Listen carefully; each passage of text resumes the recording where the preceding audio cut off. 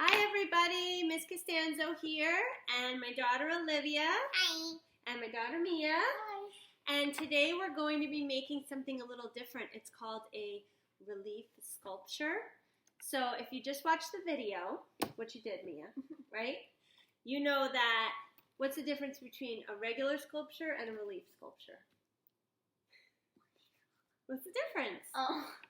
Relief sculpture is flat on the back, and then a regular sculpture is. So we each have. Good. We each have ice cream. Hold on. We're going to tell them that in 1 second. So the difference is a regular sculpture is three-dimensional all the way around. So you can walk around it. You can see it from the front, the back, the sides. And a relief sculpture is also three-dimensional, but just on the front and the sides. It's usually attached to a building or the wall, and it's flat on the back. So we're going to be kind of making our own relief sculptures. Yep.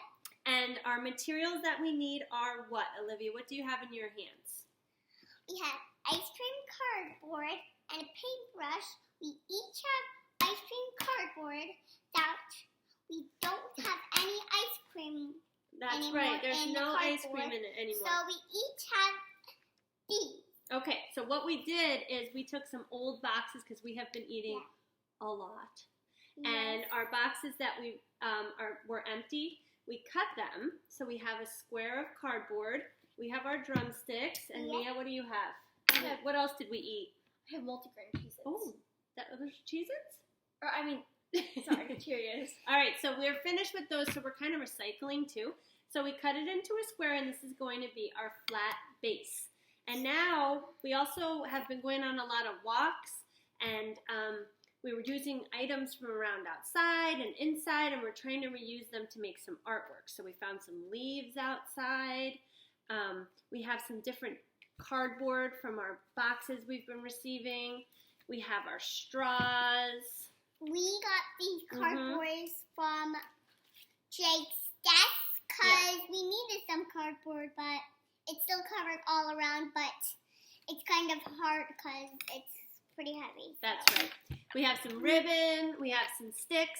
So our first step is, you can use a regular glue bottle too, but we poured some glue into a bowl! On the video for materials, it said you needed black paint. Yes, we didn't get to that yet. That's step number 2.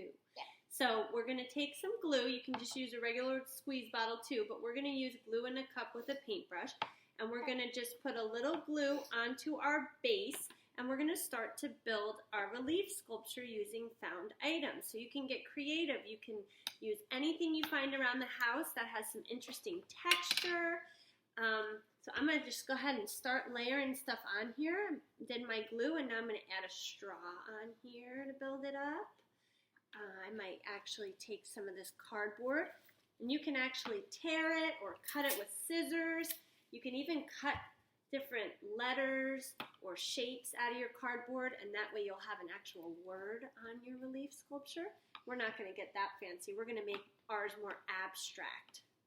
Do you know what abstract means, Olivia? No. No. Do you It's know not drying. Did you put glue under it? Yeah. Okay, maybe you need a little more glue. Okay. Put a good amount of glue so it really sticks on there. Mia, do you know what abstract means? I do, but I forgot. You forgot? Okay. Well, abstract means that it's not an actual picture. It's more a picture not of something, but it's a picture that focuses on shapes and colors, and you can't really look at it and say, oh yeah, that's a picture of a bird, or that's a picture of a house. It's actually more colors, shapes, and a cool design. So we're going to make our relief an abstract relief. So what did you use, Olivia? You need a little I more? used glue. More of this?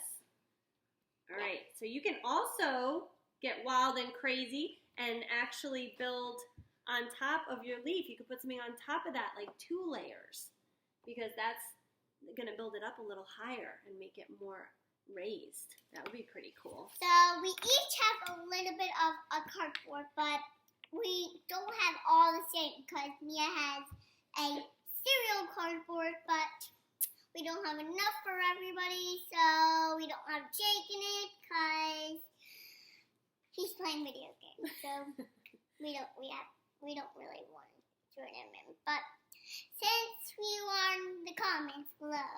So, see you on the comments below. Okay. Bye. Are you going to finish? All right, so we're going to keep on going. This is what I have so far. But I'm going to keep on layering it up, and then we will come back to you and show you our next I step. need a straw. Okay, so we have finished. We made what we think is a good composition. A composition is a fancy word for how you place your objects in your sculpture or how you paint your objects in your painting and how you place them around your page. And I tried to add a lot of different textures so that way my relief looks pretty interesting. So then the next step, there we go, there's Olivia's. Mia, will yours fall apart if you hold it up? There's Mia's so far. Okay, so our next step is a little tricky. We're going to actually lay our foil, our aluminum foil, over top of our cardboard so it's kind of close to being in the middle, like that. And then we're going to flip it over and try to wrap the sides around our relief sculpture cardboard piece. Really gentle, and Olivia, I can help you with that. That's a little tricky. Okay, you got mine so far. I got it. Want me to straighten your edge? Mm-hmm. There we go. I got Okay, it. now tuck it in like you're making your bed. Okay. One side. I got it. You got it. You got it. How'd you do, Mia? Good. There you go. And one more It's a side. little weird on the side because I had some stuff Yes. off. Mia actually made her design go outside of the piece of cardboard, so that would probably look really cool. Okay, so now, doesn't look very exciting. Now we have to go on a little hunt, a little treasure hunt, and find all the things we put in there. So gently we're going to take our finger and press down on it to try to see all those different textures and things we laid on there. I can feel my You stick. can feel them. I can feel Press my it down really hard and you'll be able to see. I'm sorry, guys. This is the camera shaking. I What can is feel it? my Camera cardboard. shaking. Oh, sorry. We're I pressing can a feel little my too hard. cardboard. I can feel that cardboard with those bumps and lumps on it. That's actually coming out the best, I I can think. feel something. What else? Ooh, there's my straw. I found my straw. Oh, my straw is right here. You gotta There's make a it, little thing. yeah, make it show up. Where's my straw? Did you put a straw in yours? Yeah. There's your stick. I feel your stick. There's your cardboard. Ooh, there we go. Where's my... There's your other bumpy cardboard. Try to make as many things as you can show up. Where Yeah. is So mine? I'm actually kind of using the side of my thumb and kind of trying to press down on it to show as many things as I can. Okay? I Now, can't feel my... Mia asked where the black paint was going to come into play here. And then the next thing we're going to do is take some black paint and we're going to actually paint over top of this whole thing. Okay, so we're going to go ahead and do that, and we're going to make it speed up so it goes really fast so you don't have to wait for us. So here comes our black paint step. Okay, so for our next step, we're going to we have some black paint in a cup here, Yes, we do. and we have big brushes, and we're just going to paint the whole top of our relief black, and then we're going to let it dry. So it should look all black. Go ahead, Olivia. Put your paintbrush in there and paint. So mine is the biggest. See how big it is? So I'm big. That's good. And if you have a little too much, hold on. I You could always take a little off there. There you go. Make sure you give it a good coat. Make sure you try not to get any see-through spots too. Mia is super good at making sure she does clean work. I am too. All right, we're painting away. Now, sometimes you might be afraid you're losing some of your little designs there or your textures from your items underneath. But after we let this completely dry, we're actually going to take a little paper towel and rub some of the black paint off. And what it's going to do is make your items underneath kind of pop out or stand out. So once you're finished coating it, it should look totally black like this. And then we're going to let that dry.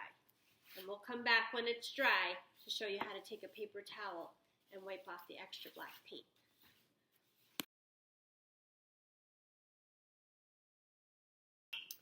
Hi, we're back for our finishing touches, and our black paint has dried, and we kind of noticed we tried to do a little removing of some of the black paint with a paper towel, but it didn't come off as well as we had hoped. So you can try that, but I think what would work best would be like the scrubby part of a sponge. We noticed that if we took that and we really lightly kind of rubbed either in circle motions or gently back and forth, it gives you the chance to take away some of the paint, but not take away too much.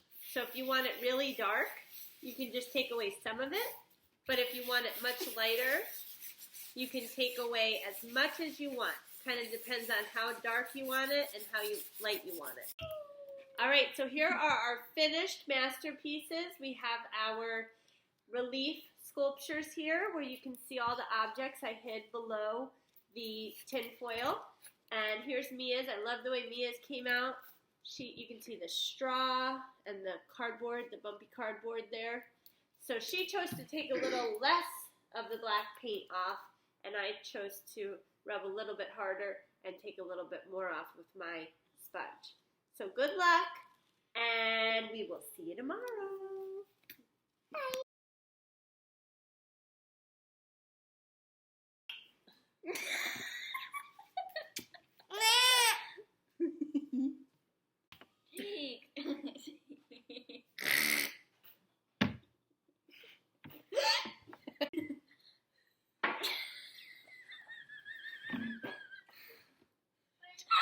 Oh no! Oh no! I'm crying! Oh no! Quick! Hi everyone, we're back. Mommy! Yes?